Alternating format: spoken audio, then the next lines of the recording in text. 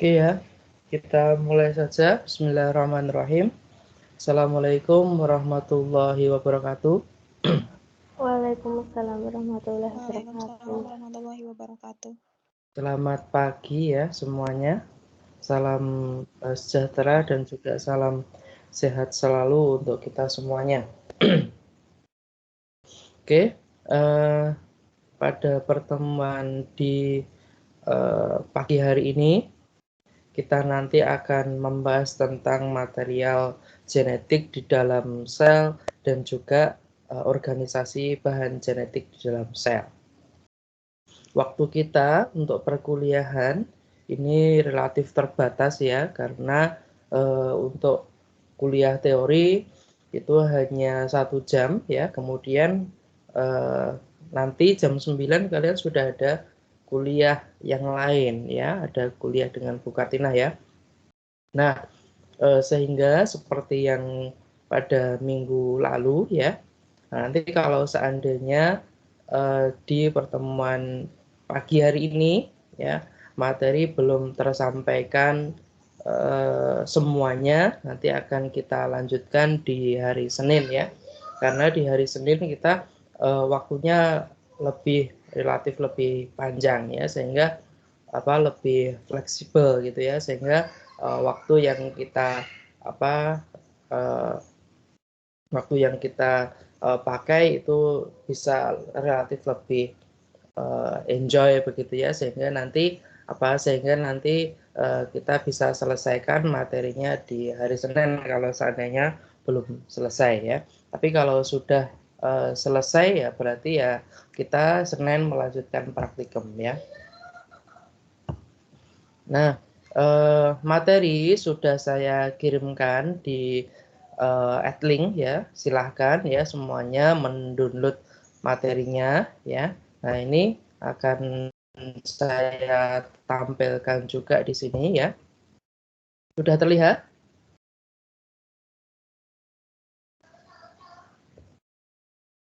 Sudah terlihat belum?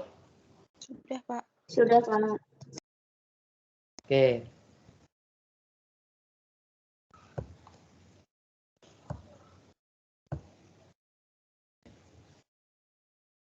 Nah, ini ya materi kita di perkuliahan pagi ini, yaitu material genetik di dalam sel dan juga organisasi bahan genetik. Ya. Nah,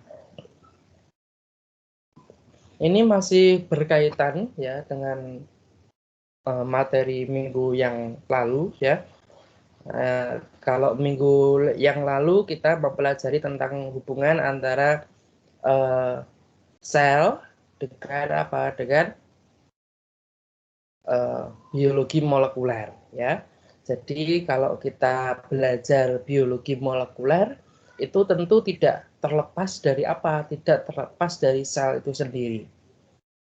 Karena apa? Karena material genetik ya yang kemarin itu ya, ada DNA, ada RNA ya, ada kromosom, ada gen, itu letaknya di mana? Di dalam sel itu sendiri ya.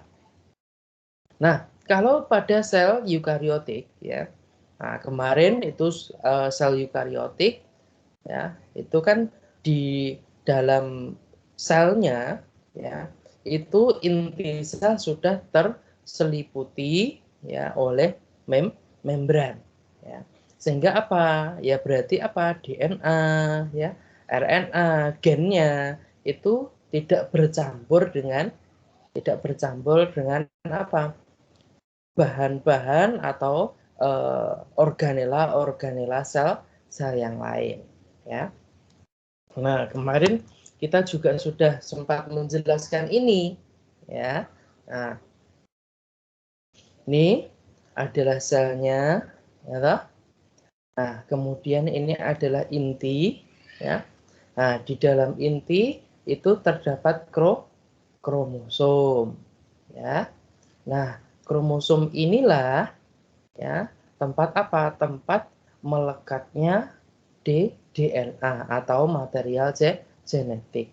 Begitu juga dengan gen ya, ada di sini ya. Nah, ini ya, kromosom. Kalau kromosom ini kita uraikan ya menjadi benang yang sangat panjang seperti ini, ya. Kromosom diuraikan menjadi benang yang sangat panjang seperti ini, ya. Nah, ini terdiri dari apa? Terdiri dari ya DNA, ya. Gennya ada di sini, ya. Nah, ya. Jadi DNA itu adalah apa? Benang-benang yang sangat panjang. Ya, mudahnya seperti itu. Ya, kemudian dipintal di dalam apa? Di dalam suatu kromosom. Ya. Nah, kromosom letaknya di mana? Letaknya di dalam inti sel. Ya. Nah, nanti akan kita jelaskan lebih mendalam ya. Nah, kalau kemarin itu sudah belajar tentang sel, belajar tentang hubungan antara sel dengan apa namanya ini biologi molekuler ya, molekul ya. Nanti kita akan menjelaskan ya gen ya, kemudian kromosom, kemudian DNA, RNA. Nah, nanti akan kita bahas ya. Tapi nanti di pertemuan berikutnya itu kalian juga presentasi ya, presentasi yang apa namanya yang dilakukan oleh kelompok 1 ya. Nah, ini masih membahas tentang apa? Masih membahas tentang DNA ya.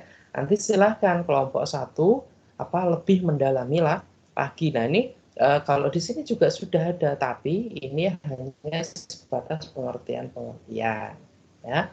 Sehingga nanti kelompok 1 ya mohon nanti pada presentasi ya minggu depan itu lebih diperdalam lagi gitu ya.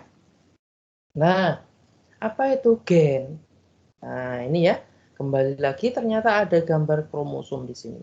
Ya, kromosom kemudian ada satu benang yang terurai. Ya, gen itu apa? Unit molekul DNA atau RNA dengan panjang minimum tertentu yang membawa informasi mengenai urutan asam amino yang lengkap yang akan menghasilkan suatu protein atau yang menentukan struktur lengkap suatu molekul rRNA atau RNA ribosom atau tRNA atau transfer RNA ya. Nah, ini ya. Nah, ini adalah apa? Ini adalah DNA ya. Panjang berapa ini? Ya, kita tidak tahu ya. Apakah ini 5 meter, apakah ini 10 meter, ataukah ini 25 meter ya. Nah, cuma ya pada DNA ini ada suatu yang dinamakan adalah gen. Ya. Nah, gen ini nanti yang akan apa? Membawa informasi genetik yang nantinya akan diubah ya menjadi suatu protein fungsional. Ya. Nah, gen ini memiliki panjang tertentu. Ya. Apakah semua DNA itu terdiri dari gen? Tidak. Ya. Nah, misalkan ini adalah gen pertama. Ya. Di sini ada gen kedua. Di sini ada gen ketiga.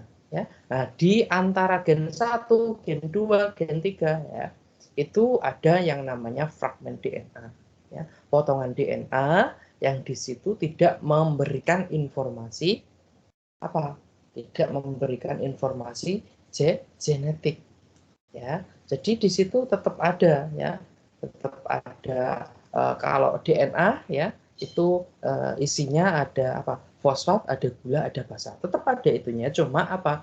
Tidak menyandikan suatu protein yang fungsional ya.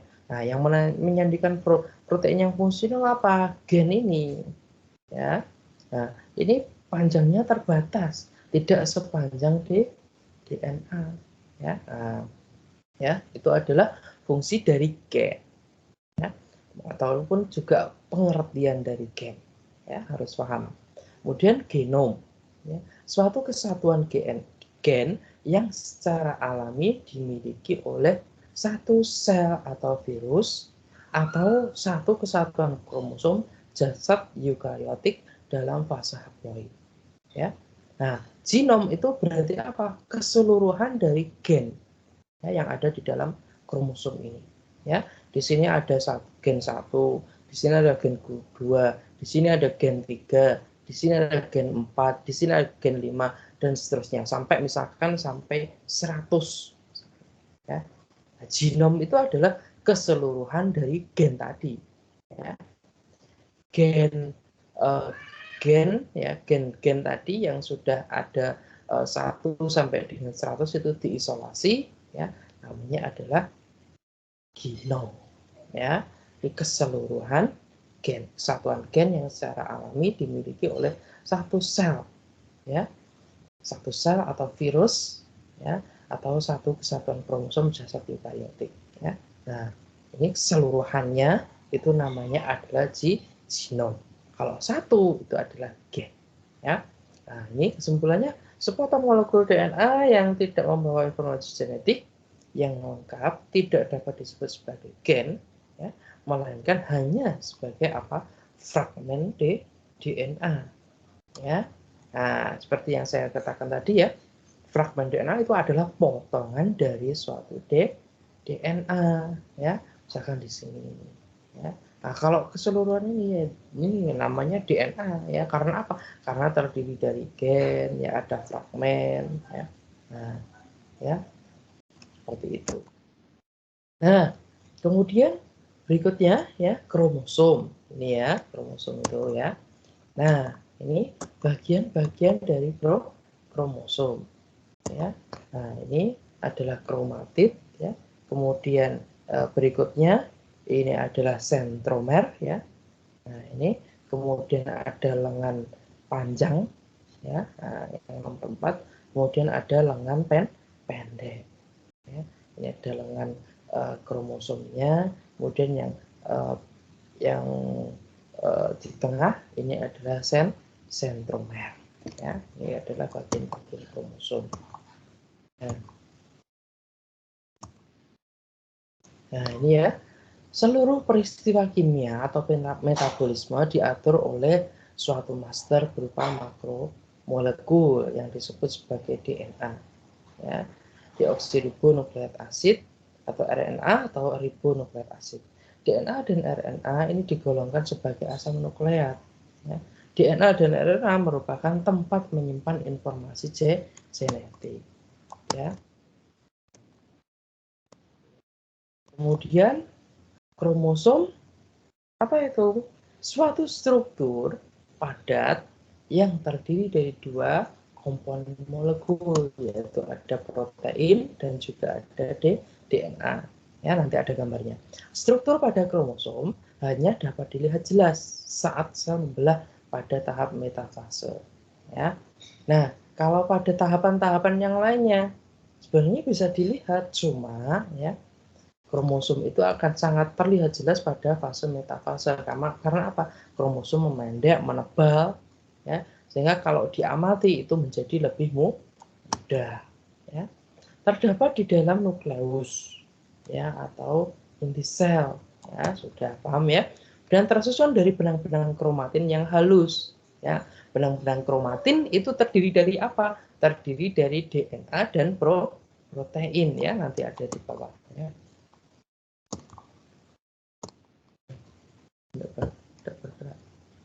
Nah, kemudian nukleosom, ya, merupakan unit dasar dari suatu kromosom, ya. Nah, ini pengemasan kromosom secara singkat, ya. Ini nanti selain ada uraiannya begini, nanti ada apa namanya gambarnya di bawah, ya. Nah, ya, untaian DNA dipintal pada suatu set protein yaitu histon, ya.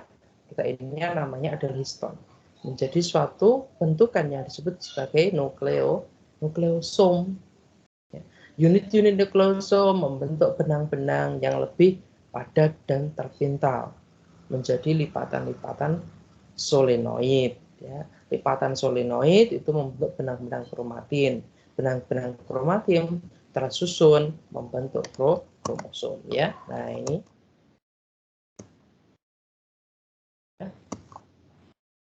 Nah, ini DNA, ya. DNA selalu berpasangan begini, ya, double helix. Kemudian, ya, nah ini double helix, ya, helix ganda. Kemudian dia itu, ya, kalau diperbesar, ya, DNA double helix itu ternyata dia apa? Selalu berpasangan dengan protein yang namanya tadi adalah protein histon. Ya.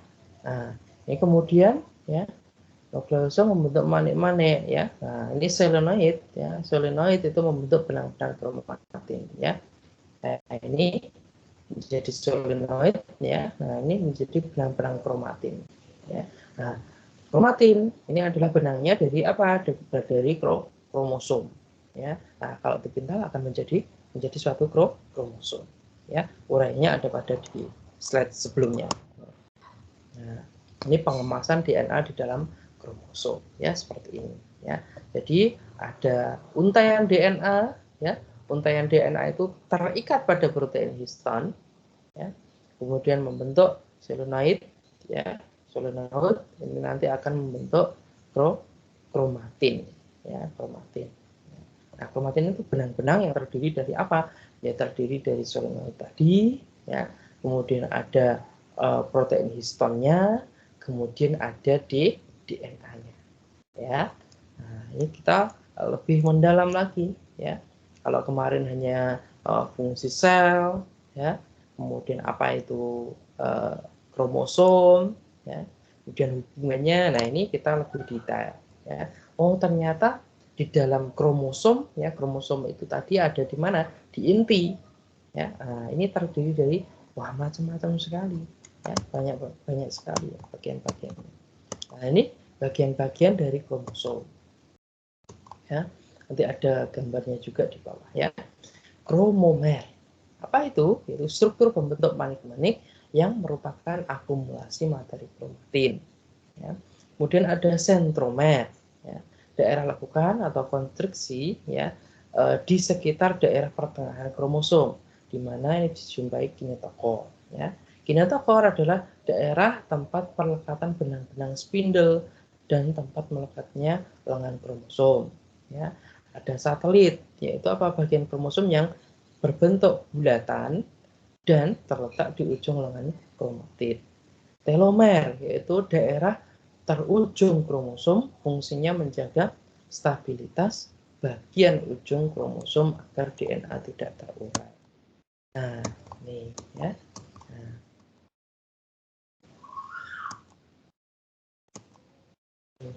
Nah, ini ya. Telomer ya, ada konstruksi sekunder ya, ada satelit ya, ada konstruksi primer ya. Nah, ini sentromer ya, konstruksi primer itu ya, atau yang titik tengahnya kromosom itu ya. Kemudian ada lengannya ini pasti ada dua ya, dan tidak tentu ada yang pendek, ada yang panjang ya, ada yang sama gitu ya. Nah ini ya satu ya. Nah, ini satu kromosom ya tanpa replikasi ya. Replikasi itu apa? Digandakan ya. Kromosom hasil replikasi ya menjadi dua kromatid kembarannya ya. Ini satu kromatid, ini adalah kromatid kembarannya karena apa? Hasil replikasi ya. Nah, ini yang ini ya sentromernya, titik yang paling tengah ya. Nah, ini isinya apa? Ya, isinya benang-benang kromatid ya, yang terdiri dari DNA, protein histon tadi ya. Nah, ini ada kromomer dan juga kromonema ya. Nah, ini kromomer itu apa? Ini yang titik hitam ini ya, titik hitam yang ada pada kromosom ya. Kromonema ya, ini yang pink ya, yang di layar itu ada apa? Gambarnya warna pink ya, ini kromonema ya, yang pink ini. Kalau yang kromomer ini yang hitam ya.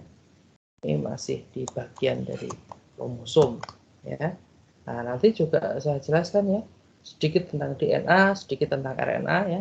Itu lebih jelas akan disampaikan oleh teman-teman kalian ya. Nah, ini macam-macam bentuk kromosom ya. Jadi kromosom itu tidak mesti yang seperti tadi ya, ada lengan pendek, ada lengan panjang gitu ya. Nah, ini macam-macam. Oh, sorry. Ada metasentrik, yaitu kromosom yang letak sentromernya berada di tengah-tengah kromatid sehingga kromatid terbagi dua. Ya, metasentrik itu yang Zentromernya ada di tengah-tengah. Kemudian submetasentrik, yaitu kromosom yang letak sentromernya berada tidak di tengah-tengah kromatid, sehingga kromatid tidak terbagi sama panjang. Kemudian agosentrik, ya, adalah kromosom yang letak sentromernya dekat ujung. Ya. Telosentrik adalah kromosom yang letak sentromernya di ujung kromatid. Nah, ini ya. Metasentrik, submetasentrik, agosentrik, dan telosentrik. Ini yang metasentrik ya.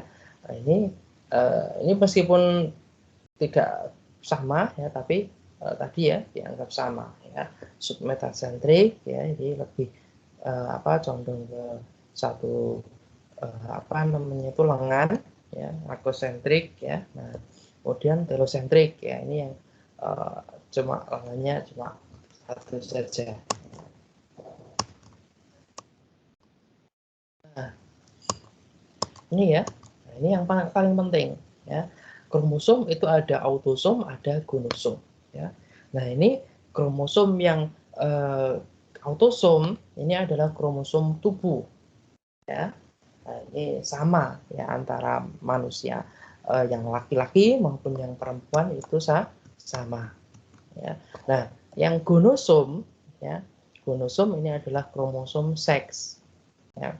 Nah, kalau pada pria ini XY, kalau pada wanita itu XX ya.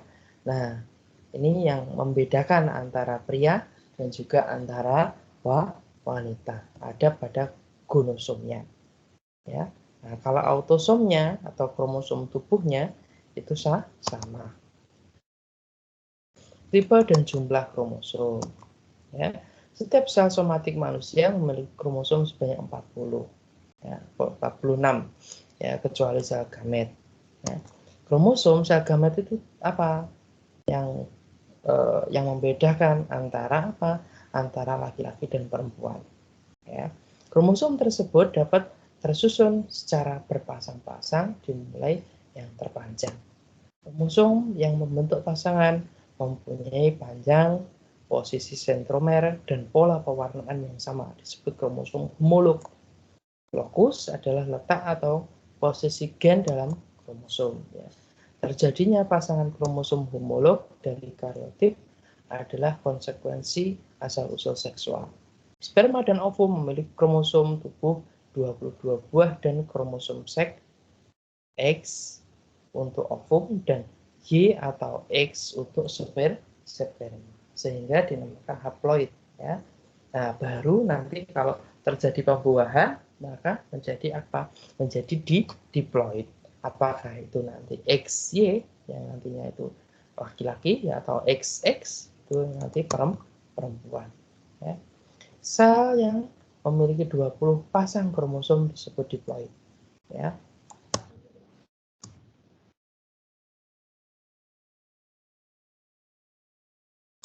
Kemudian jumlah kromosom pada beberapa jenis hewan ya. Nah, ini berbeda-beda ya. Kalau manusia tadi 46 atau 23 pasang ya. 22 pasangnya itu adalah autosom, kemudian yang satu pasangnya adalah gonosom ya.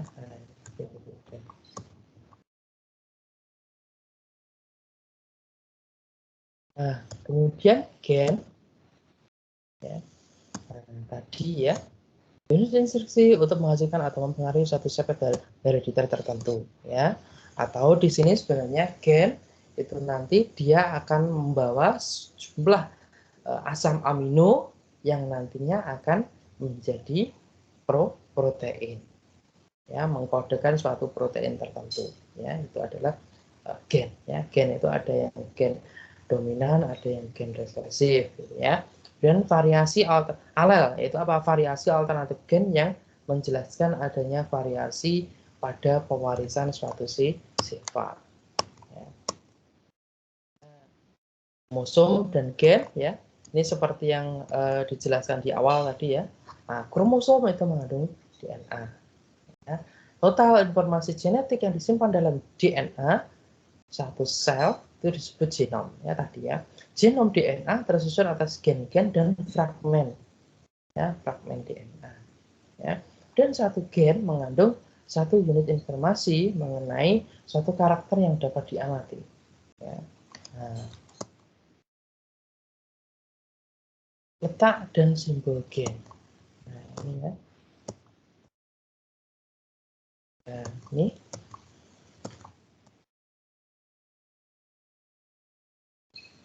nah, ini adalah apa? DNA ya. Ya, DNA. Ya, nah, ini letak satu gen dalam kromosom itu disebut sebagai lokus. Nah, ini terletak. Nah, ini adalah apa namanya? Material genetiknya atau bahasa nukleotidanya ya. Dianalogikan sebagai mana-mana yang berjejer pada seatas benang.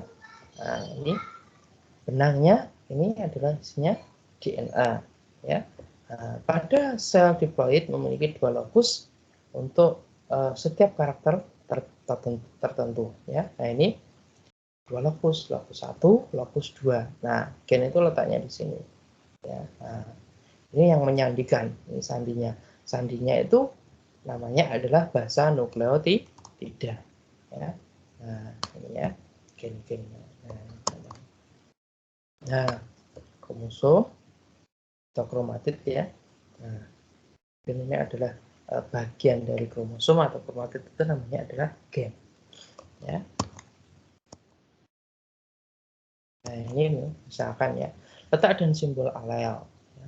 Homozigot dominan, misalkan rambut lurus ya, simbolnya MM, homozigot resesif ya, rambut keriting M kecil heterozigot, rambut lurus ya, M besar, M kecil ya, heterozigot. Kalau homozigot dominan, homozigot itu sama ya, M besar, ini juga homozigot ya, karena sama ya. Tapi ini yang satunya dominan, yang satunya resesif ya. Nah, dominannya apa? Rambut lurus, resesifnya berarti rambut keriting ya. M besar, ini M besar, M kecil. Heterozigotnya rambut lurus berarti M besar, M kecil. Ya, nanti pada suatu keturunannya ya bisa apa? Menjadi M kecil. Ya, bisa rambutnya keriting. Fenotip yang tampak ya, kalau genotip itu yang tidak tampak. Ya, yang gennya. Ya, gen simbol-simbolnya ya. Kemudian struktur DNA. Ya, nah, ini nah,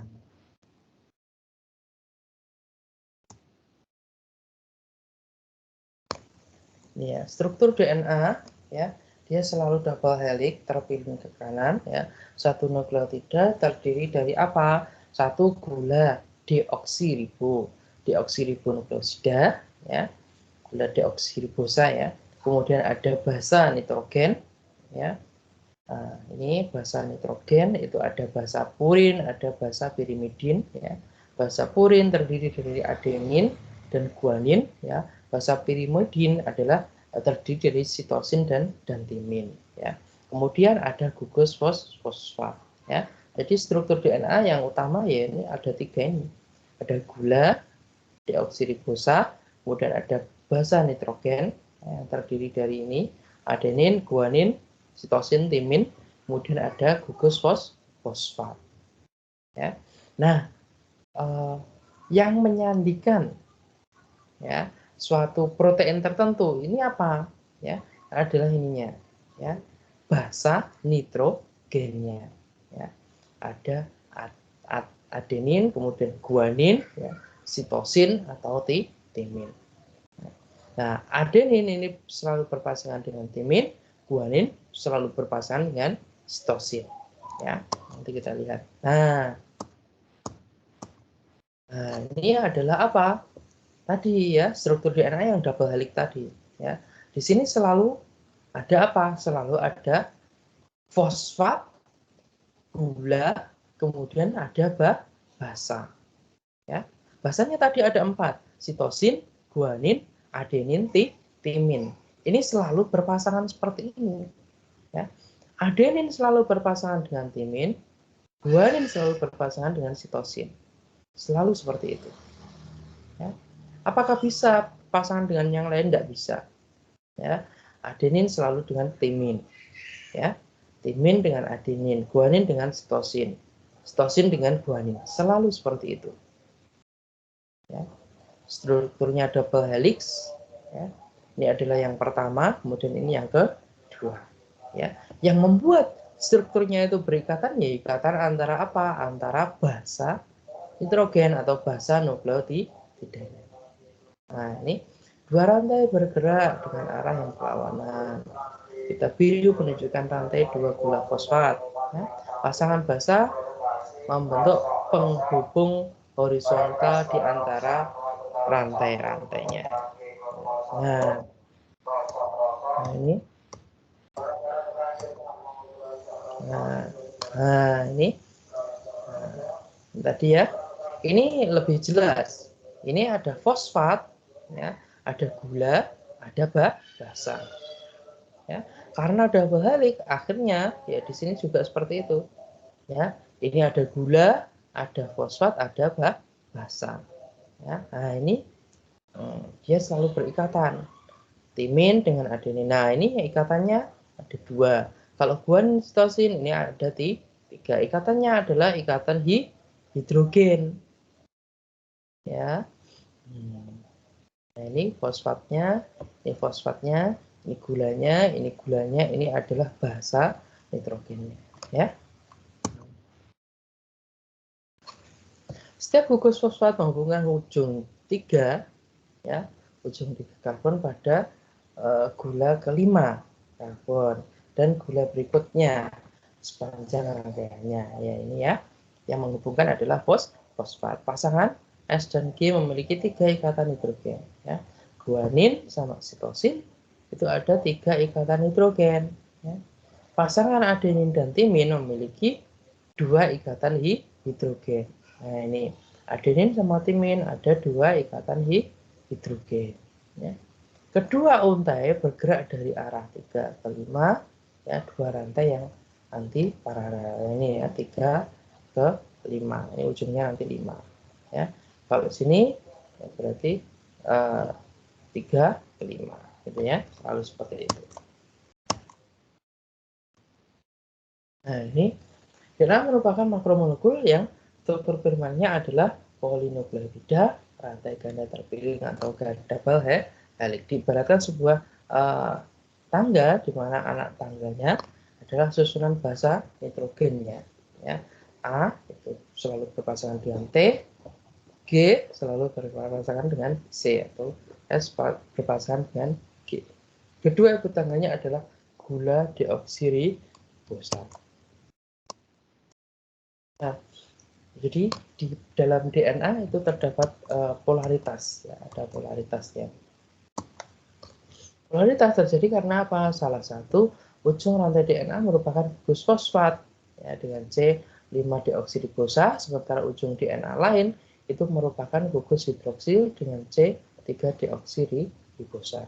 Dengan demikian, rantai polinukleotida merupakan suatu polaritas polinukleotida 3 ke 5, 5 ke 3. Maka jika digambarkan sebagai berikut, ya, ini 5 ke 3, 3 ke 5. Ya, selalu seperti itu. Nah, ini ya, ini selalu berpasangan, ya. Nah, ini kode genetiknya ada di sini, ya. Kode genetik yang nantinya akan menyandikan suatu protein, ya. Nanti akan dibahas secara bersama-sama, ya, oleh kalian, ya, nanti pada saat presentasi.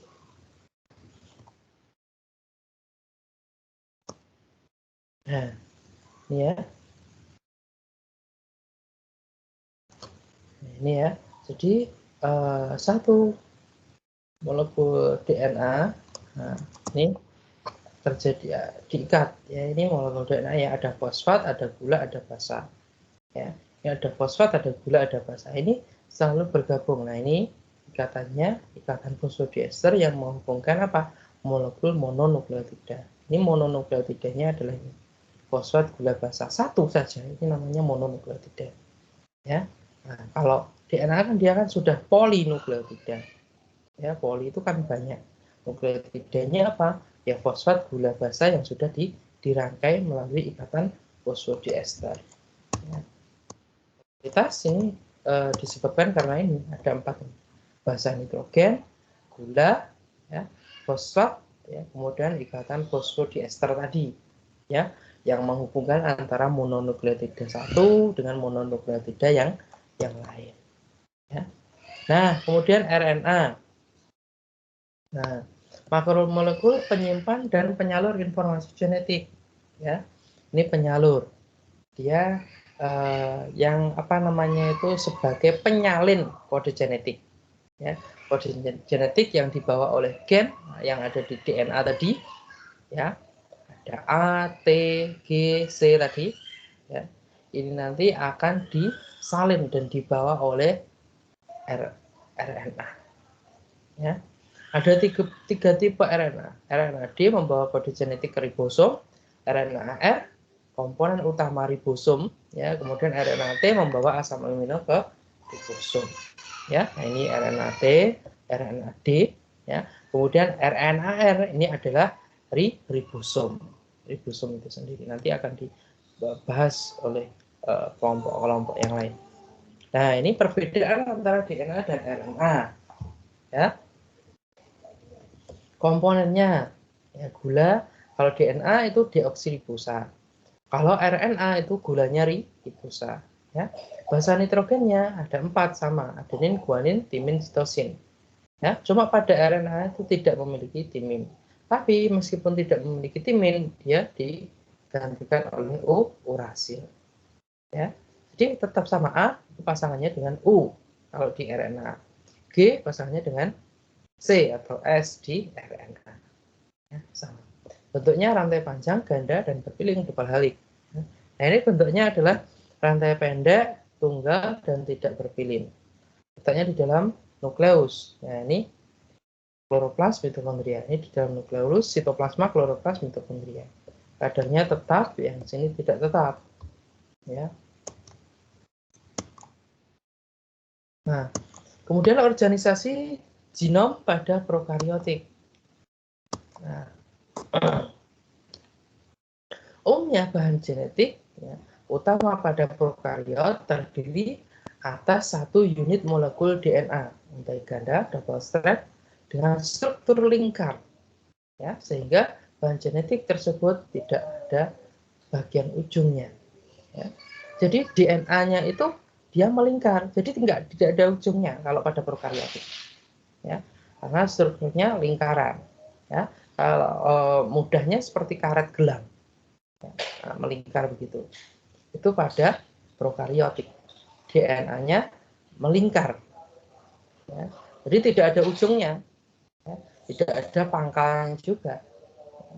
Itu perbedaannya dengan yang eukariotik. Eukariotik tadi dikemas di dalam kromosom, kemudian dia ada ujungnya, ada pangkalnya. Kalau ini enggak ada. Nah, itu pada prokariotik. Contohnya prokariotik itu apa? Ya, bakteri, gitu ya. Nah, itu dia genomnya adalah lingkar, ya, seperti karet gelang. Bahan genetik prokariot tidak dikemas dalam suatu struktur yang jelas karena prokariot tidak mempunyai inti, ya, tidak dikemas, ya, berarti dia tidak memiliki kromosom, ya. Dia tidak memiliki kromosom. Nah, kemudian bahan genetik prokariotik terikat pada membran sel, ya, sebelah dalam yang diduga berperan dalam proses pemisahan DNA pada waktu terjadi pembelahan sel. Ya, kemarin ya sudah kita jelaskan ya bahwasanya material genetik di prokariotik ya di bakteri itu dia bercampur dengan organela-organela yang lain. Ya, tidak seperti yang pada eukariotik sudah dikemas sendiri, sudah dipintal dalam kromosom dan seterusnya. Ya, itu yang membedakan organisasi genom pada prokariotik dengan eukariotik. Ya. Seringkali pada zat prokariotik tertentu dijumpai bahan genetik tambahan yang disebut sebagai plasmid berupa DNA untai ganda dengan struktur lingkar. Ya, nah ini yang berbeda lagi. Ya, jadi selain dia itu memiliki struktur genom yang isinya DNA, dia memiliki apa? DNA juga yang namanya adalah DNA plasmid. Strukturnya sama, melingkar. Ya. Jadi di dalam bakteri itu, misalkan di sini adalah contohnya E. coli, dia memiliki DNA, ya, DNA apa namanya utama sama DNA plasmid. DNA utama ini ya harus membelah dulu sebelum dia terjadi pembelahan sel. Plasmid juga seperti itu. Ya. Cuma yang mengontrol semua aktivitas kegiatan dari E. coli itu adalah apa? DNA utama. DNA plasmid itu adalah DNA cadangan. Ya. Itu yang membedakan apa? Membedakan prokariotik dengan eukariotik. Ya. Nah, DNA plasmid apa ada di eukariotik? Di manusia nggak punya. Ya. Nah, ini yang mudah diisolasi, ya, mudah untuk potong-potong gitu ya, mudah disisipkan sehingga kalau saat ini ya banyak sekali ya teknologi yang terkait dengan plasmid ini. Ya. Kemudian pada umumnya plasmid tidak dibutuhkan oleh sel untuk pertumbuhan, tapi seringkali plasmid membawa gen-gen tertentu yang memberikan keuntungan tambahan bagi sel. Contoh gen ketahanan terhadap antibiotik. Ya, nah sehingga ada beberapa bakteri yang di sini sudah mengalami resisten, ya, karena dia memiliki DNA tambahan, DNA plasmid tadi. Nah, ini masih sama, ya, organisasi gen dalam genom prokariotik. Ya, ada promotor, ada bagian struktural atau coding region, kemudian ada terminator. Nah, ini struktur gennya, ya. Promotor bagian gen yang berfungsi sebagai pengatur proses ekspresi genetik atau transkripsi, ya, atau bagian strukturalnya. Bagian ini akan dikenali pertama kali oleh RNA polimerase dan protein regulator seperti sebelum proses transkripsi atau sintesis RNA dimulai. Kemudian bagian struktural atau coding region yaitu bagian gen yang membawa kode-kode genetik yang akan ditranskripsi dan kemudian ditranslasi, ya, dalam hal mengkode protein atau hanya ditranskripsi saja dalam hal gen yang mengkode rRNA atau tRNA. Terminator bagian gen yang berperan dalam proses penghentian transkripsi. Nah, ya. Nah, ini ya. Jadi ya, ada promoter, ini adalah coding region, kemudian di sini ada terminator. Ya. Nah, ini perbedaan organisasi gen prokariotik dan eukariotik, ya. Adalah enggak perbedaannya. Prokariotik bagian struktural gen prokariotik tidak mengandung intron, ya, atau intervening sequence, yaitu sequence nukleotida yang tidak akan ditemukan terjemahannya di dalam rangkaian asam amino protein yang dikode oleh suatu gen. Intron akan ditranskripsi, ya, tetapi kemudian mengalami pemotongan sehingga tidak akan mengalami translasi. Ya, intron pada prokariotik ini tidak punya, ya. Nah, intronnya nggak ada. Kalau pada prokariotik, kalau eukariotik tetap ada. Eukariotik bagian struktural mengandung intron, kecuali gen yang mengkode protein histon, interferon, dan gen zen pada jagung, dan exon berasal dari kata ekspres, yaitu sekuen nukleotida yang akan diterjemah. Ya.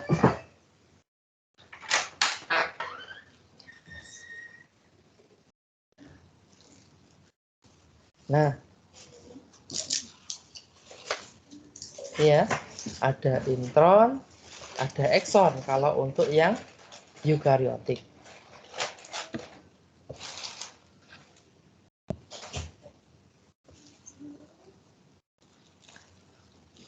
Kemudian kalau yang prokariotik tadi, dia hanya memiliki exon saja, ya, dia tidak memiliki intron, ya. Yang diekspresikan nanti apa? Yang exonnya, ya. yang menyandikan suatu genetik, kode genetik. Kalau intron dia tidak menyandikan kode genetik, ya.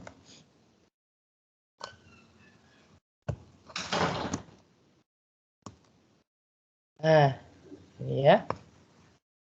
Tadi ya ada intron, ya. Kemudian ini adalah ekson. Nah, ini ada DNA. Nah, ini bagian DNA, ya. Ada intron atau ada ekson. Nah, ini terletak pada apa? Coding region tadi. Ya, coding region ini terdapat ini di sini ada apa? Ada kepalanya. Ya, kepalanya itu apa? Tadi, ya, promoter. Ya. Kemudian ada ekornya, ya, terminator tadi. Ya. Nah, promoter ini apakah akan ditranskripsi? Tidak. Ya, dia hanya memulai saja. Ya, seperti itu.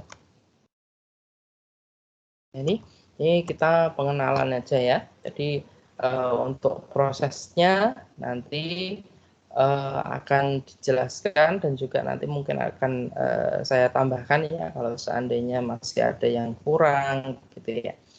Nah, kemudian kelompok utama organisasi gen prokaryotik ya. Nah, ini masih membahas tentang prokaryotik ya. Ada gen independen, ada unit transkripsi, ada kelompok gen atau gen cluster, kemudian ada operon. Ya. Gen independen, gen yang ekspresinya tidak tergantung pada ekspresi gen lain, sehingga gen tersebut akan diekspresikan terus-menerus, disebut sebagai ekspresi konstitutif ya. Selama selnya masih tumbuh ya, maka dia akan terekspresi terus. Kemudian ada unit transkripsi, sekelompok gen yang secara fisik terletak berdekatan dan diekspresikan bersama-sama karena produk ekspresi gen-gen tersebut diperlukan dalam suatu rangkaian fisiologi yang sama. Contohnya adalah rangkaian gen yang mengkode rRNA dan tRNA. Ya. Kemudian kelompok gen atau gen cluster, ya, beberapa gen yang secara fisik terletak pada lokus yang berdekatan dan produk ekspresi gen-gen tersebut diperlukan dalam rangkaian proses fisiologi yang sama. Meskipun masing-masing gen tersebut dikendalikan secara independen, misalnya kelompok gen yang berperan dalam proses penambahan nitrogen pada bakteri Rhizobium sp, misalkan ya. Dan operon, kelompok gen struktural yang terletak berdekatan dan ekspresinya dikendalikan oleh satu promoter yang sama. Masing-masing bagian struktural tersebut mengkode protein yang berbeda, tetapi protein-protein tersebut diperlukan untuk rangkaian proses metabolisme yang sama. Contohnya adalah operon LAC-Z mengkode rangkaian asam-asam amino, enzim beta galaktosidase, operon LAC-Y mengkode sintesis enzim permease, ya. LAC-A mengkode enzim transacetilase, ya. Ketiga, enzim tersebut diperlukan dalam metabolisme laktosa, ya, dalam E. coli. Ya. Nah, ini waktunya tinggal 5 menit. Ada yang ditanyakan dulu?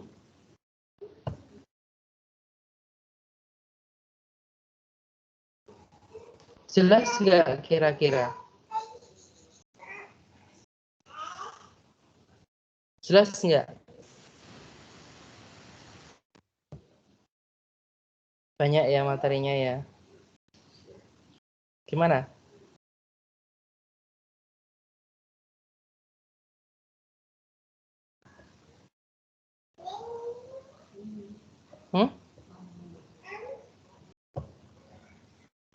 Ada yang ditanyakan enggak?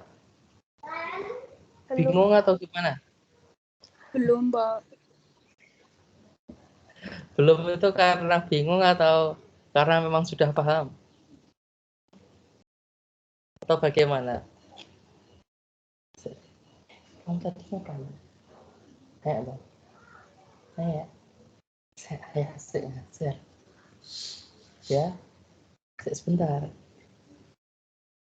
Ya, masih ya. Ngajar.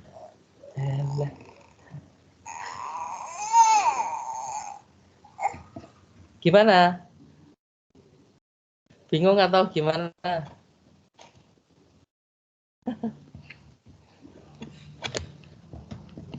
Kok nggak ada yang bertanya? Kalau nggak ada yang bertanya itu malah ini ya, menjadi pertanyaan. Karena kalau dia itu paham ya berarti dia sudah paham. Tapi ada juga yang bingung karena apa? Nggak tahu apa yang mau ditanyakan. Saya mau tanya apa ya nggak tahu.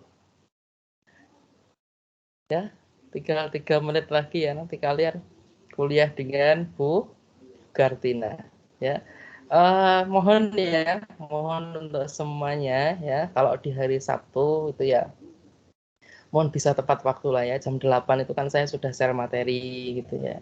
Nah nanti saya juga sudah share link itu nanti ya segera gitu ya, segera join biar segera dimulai karena waktunya kan mepet ya. Ya kalau setelah UTS nanti mikologi medik kan dengan saya bisa lebih longgar ya. Nah, tapi kan ini kan dengan Bu Kartina ya, jadi nanti kalau kalian terlambat nanti masih kuliah dengan Pak Rizal gitu ya nanti saya jadi alasan itu. Nggak mau saya seperti itu ya. Gimana? Ada yang paham atau enggak paham ya? Pusing atau gimana? Halo? Gimana Safira? Paham nggak?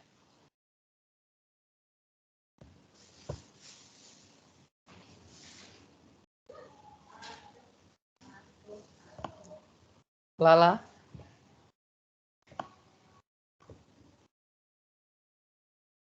Gimana Lala? Paham nggak Lala? Hanung?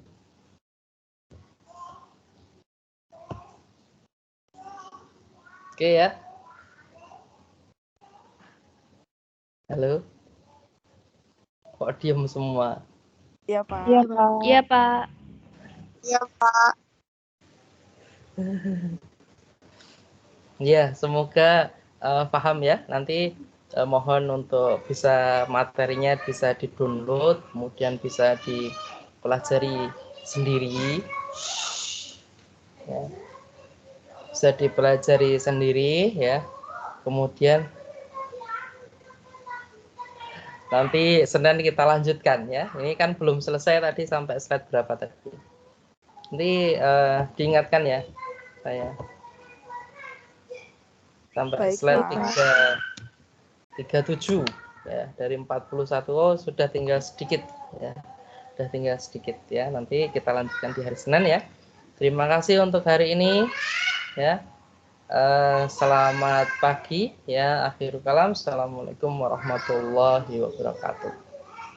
Waalaikumsalam warahmatullahi wabarakatuh. Terima kasih, Pak. Terima kasih, Ya, Pak. pagi. Selamat pagi, Kalau Pak. jawab salam ada suaranya ya. Minggu depan presentasi ya. Nanti tak tugaskan ya. Baik, Pak. Baik, Baik, Pak. Pak.